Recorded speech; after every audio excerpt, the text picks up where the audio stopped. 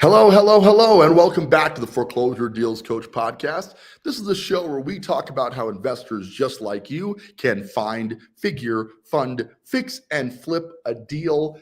Today, we have a great show. We're going to discuss the blow and go concept, which is how I'm affectionately naming our reduced scope rehab and how it's actually getting results for our clients as we start to list properties in the new market under the Trump regime. This is going to be a great show. As always, stay tuned.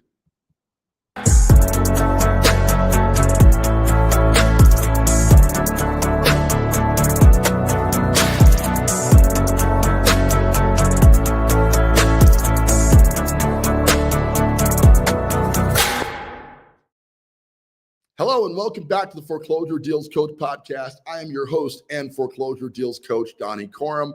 On this show, like I just mentioned, we talk about how you can find, figure, fund, fix, and flip a foreclosure deal. You can make money in this marketplace and how the strategies are adapting in the real world market.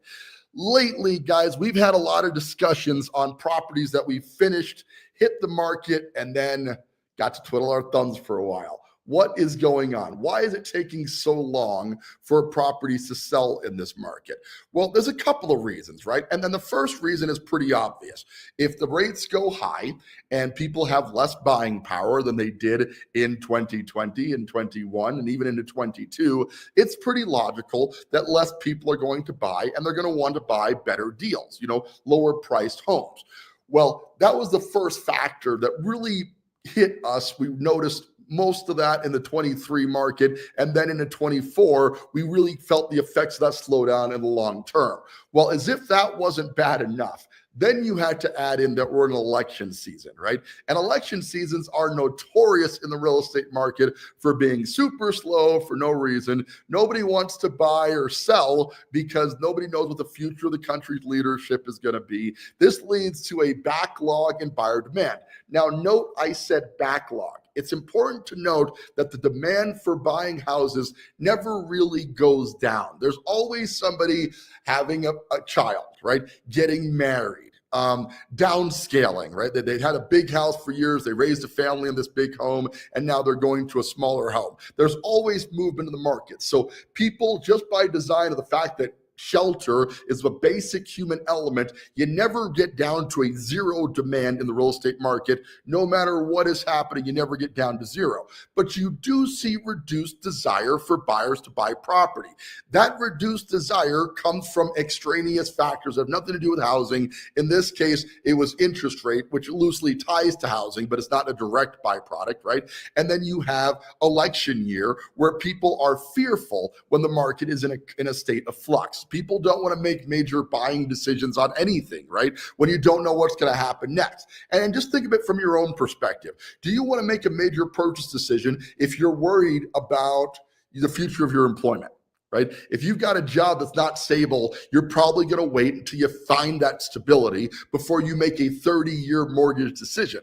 Well, we have definitely been struggling with that for the past couple of years. The ability for people to pull the trigger on real estate has been very limited because interest rates are high and a lot of uncertainty. Well, here we are in a new Trump economy, right? Trump is being reelected. Hallelujah. Super excited about that. A lot of people are. The country overwhelmingly voted red in this year's election. A lot of people were tired of the Democratic rule, the fact that everything's going up in price and people can't afford to live. People are not making enough money to adjust for that. And of course, you can't just blame that on the government. People like to do it. Well, it's Biden's fault. It's this guy's fault. That's not the case. There was an overall economic shift, and it really doesn't matter whose fault it is anyway. It was a natural byproduct of what happens if things go for a long period of time without having established, boundaries or guidelines for the market participation, right? So here we are on the other side of that. We know now the new guy in office is hopefully going to be more pro-economy, pro-America,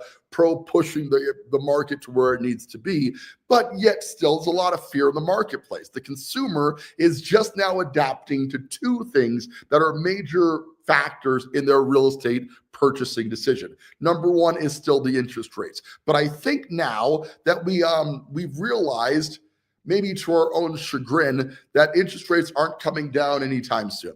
We are not going to see this massive drop in interest rates. I did read an article today where somebody posted on Facebook that Trump is going to demand that rates come down.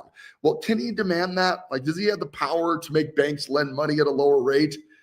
Maybe. Like, can he shame them into it? Certainly. But does he have the financial pull to decide what rates are? Not really, right? The rate demand is based on supply and demand of money. So the only way to certainly reduce interest rates is what happened when rates got really low in 2020 and 2021, where they started printing money en masse, mostly to offset the coronavirus COVID problem that we were having. They started just producing a lot of money in the market. We've got to push the economy. We got to get people back to work. We got to do some stuff. Let's print money. We're going to print some money. We're going to give it to unemployed people who can't go to the restaurant industry. They can't work at their job anymore because the restaurant is closed. We're going to give some money away. We're going to print money. We're going to give it to banks, and we're going to give it to small businesses, right? So they printed billions, if not trillions of dollars in that short period of time. The byproduct of putting a bunch of money into the market at the same time is that rates came down, crashing down into as low as the 2s and 3%. It was an insane time.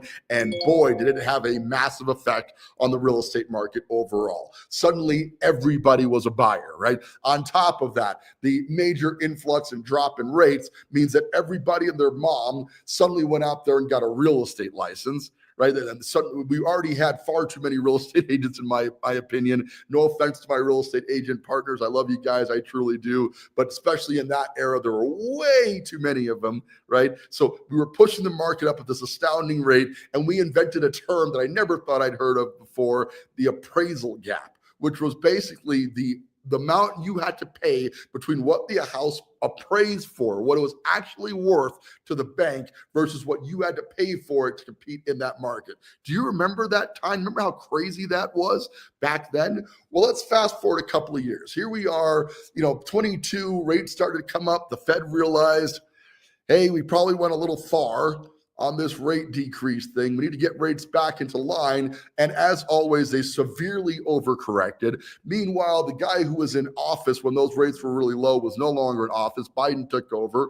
A little less knowledge, if we're being honest, about how finances work didn't transfer. Biden's not a businessman like Trump is. So coupled with what was happening with the economy overall, they increased rates at an astounding rate in a very low period of time, fundamentally crashing the market in a lot of ways. A lot of people couldn't move, especially us. I can speak really for myself and my wife. We had a lot of properties on the market at the time that honestly, for a period there, we couldn't give them away. Right. It was a really bad time in late 22. And then heading into 23, things did not improve by much. By 24, they were at the worst they had ever been. Like, I think it's just been, we've had to buy really cheap. And then we were improving the properties to what we thought were market standards in the thought that we would sell them at market standards or above market standards, even for a little bit lower than the market would bear. It didn't work. I'll be frank with you and say the last 2 years, a lot of clients have not made near as much on the properties we intended, not because they didn't eventually sell for what we had estimated, but because it took so long to sell them. And that's the hard part about being an investment advisor in the real estate space. It's predictive analytics. We have to guess what the market is going to do next, right? To some degree, we have to use our crystal ball to the best of our ability and try to predict what the future of the market is based on the data that we're being given. The problem is the data was fundamentally inaccurate for quite some time. And a lot of the decisions that we made with the clients did not pencil out. Not all of everything went bad, but there were some things that definitely did go bad during those last couple of years. Well, here we are now. How are real estate investors making money in this market today? Well, very simply put, we had to change our strategy, which approached your market from a different vantage point. From that, what was born was what we're calling the blow and go concept. Now, this is not a new idea. I can tell you that when I first started investing in real estate way back in 2007, this was exactly the concept that ran the market. And a lot of similarities back then. Interest rates were kind of high. As a result, buyer demand was kind of low, right? So we weren't over improving properties. As a matter of fact, we were leaning towards under improving properties, doing very basic remodels on the homes with the desire of selling them at or below market price so they'd move quickly. Well, as if that wasn't changing enough, then you added the decoupling of real estate agent commissions, where now buyers and agents have to negotiate internally to decide what they're going to pay for the commission on a deal. Right. So that changed the market a little bit. And in a way, since the seller's default for how much you want to pay in commission, the answer is nothing. Like if I can pay nothing, I'd like to get down to zero. That's really where we're at, where the default commission is kind of zero. And if the buyer's agent can justify their fee, their commission structure, they can add that to the purchase price of the home to come up with the commission. But the market is really just now adjusting to that. But what it means is that everything on the market at the moment that transition happened, which was late in 24, everything on the market was fundamentally overpriced by 3%, because that was the default commission that we were giving to agents at the time. It was 3% normal commission that they expected to make. It was built into the MLS. You could see the offer and the co-op commission. So once we pulled that off, and now in the MLS, you can't even disclose what the agent commission is by the new laws, every property by design was overpriced by about 3%. The market is just now adjusting to that, right? And we are adjusting to not only price homes at that 3% mark, but below, but also a little bit more than that to allow for negotiating room with the buyers coming in, needs to pay the agent and might need other concessions as well. Might need lender buy down to get the rate lower. They might need some other things. So if you are priced at what the house is actually worth, you're overpriced. Does that make sense? It's a little confusing, but that's kind of where we are. Pricing at market is the equivalent of overpricing, because now the buyer has to figure out how to pay the commission and the seller is defaulting to paying no commission. Right. So with that combination taking place, and every seller, including the investors, knows that they're not going to get away with paying nothing. Right. Buyers agents got to get paid. They got to eat. But they're starting at the notion that I'm going to pay the minimal amount I could possibly pay. And that minimal amount could be zero if the buyer comes in unrepresented. So I want to find unrepresented buyers, but that's always been a struggle. Right? Buyers are hesitant to make such a major purchase without the advice of a professional agent. So I get that. And just in general, you get a little more negotiating room when you have a licensed professional working for you. So the value of agents is still there. It's just a lot less clear than it was. What is the solution? Well, now, because many buyers are value shopping, they have to factor in commission, closing costs. They're also looking for a house that's priced slightly below market, because rates are so high and everything is expensive now, right? It's not just that rates have gone up, so your mortgage payment is higher. You now got to factor in. I was at the grocery store the other day and eggs are running at $8. Right? So everything in your life is now going to cost you more to function. So you're factoring that into your house purchase. Let's link this back in and get to my point here. The idea now is we're doing minimal remodels on these properties to sell them below market. If we know for certain we can get $375 for a house, like the example I'm going to give you here shortly, we're pricing it at $350.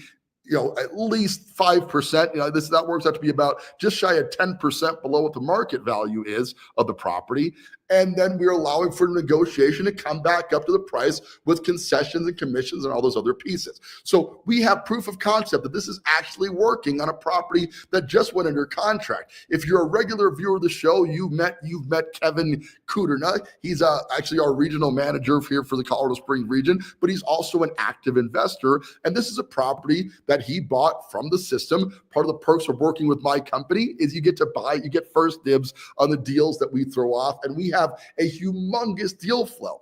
One of the benefits of the foreclosure profit system is you're never going to be a shortage of deals for my clients. If you're interested in accessing that deal flow, becoming a part of it, you're going to want to check out the foreclosureprofitsystem.com, register for a call. Let's see if this is the right fit for you. But the mindset had to shift. And the mindset is now we have to price without the commission attached to it and leave some room based on the potential appraised value to sell it. Well, it worked gangbusters. Check out this property on Toma, which when we purchased the property, we very much thought it would be worth $375. That was the purchase price that we believed we were going to get for the property. So we went ahead and priced it at $350. Right? And we didn't do an entire remodel. The cabinet stayed original, just updated a little, painted them a little bit, put new hardware on there. We didn't swap out the countertops. You can see here, we did do the tile.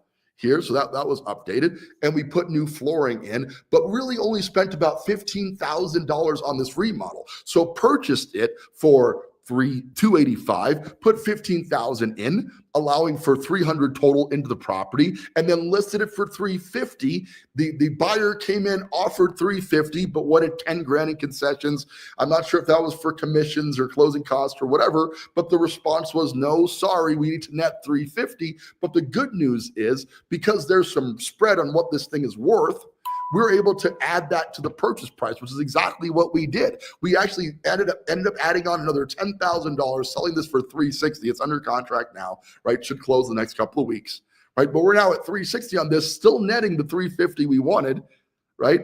But leaving that gross spread between what we're into it, $300, and what we sold it for, $350, allowing for a $50K gross spread. That's awesome. But the better news on this is the time frame.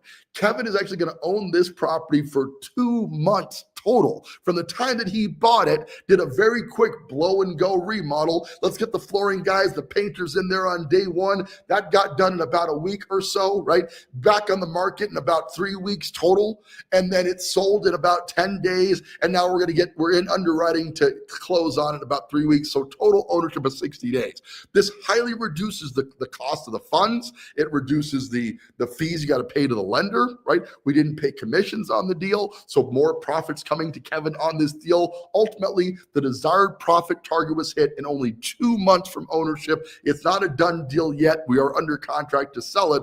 But the takeaway from this is this new blow and go concept just got its first proof of concept where this is working. If we can price these things to move at a lower and allow for some flexibility to alter with where the market is now, we will own them for less time. We will be able to sell them in less time. We will be able to make more on the deal and do less work. This is the best time it's been in a long time for investors, guys. It's been a tough market where we've had to over improve because we had to keep up with all the competition out there. Well, today the value shopper buyer is looking for the best deal they can get in a home, and the best deal they can get in a home is usually going to be a house that was improved just enough to make it pretty, but not over improved. So entry-level buyers who still want to own a home, they still want that piece of the American dream, can now afford to get into property that they might not be able to afford if they had bought in the 21 and 22 market where people were overpaying for properties because it was so competitive. Okay, so as much as it seems like it's a bad time or things are slowing down, the time of the investor really is right now.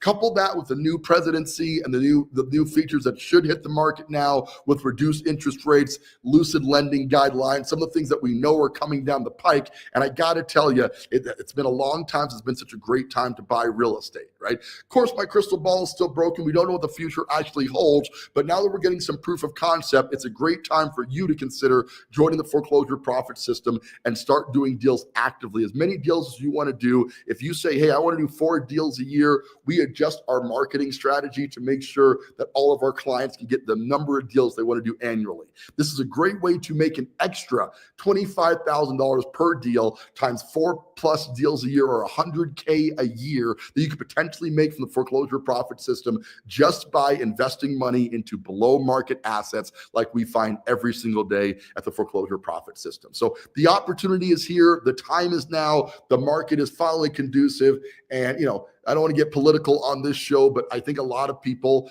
are very happy that the new president is in place and things are going to start changing, and hopefully for the better as we adapt to the market and get the economy back on track with some better policies for the future. So that is to conclude for today, guys. The market's changing. Let's have some fun. Let's do some deals. Reach out to me, send out a message, head out to foreclosureprofitsystem.com. Let's talk about how the blow and go concept can start making you money today in real estate investing. With that, this is Donnie Corum, your foreclosure deals coach, thanking you so much for tuning in and reminding you now and always, don't buy a house, buy a deal.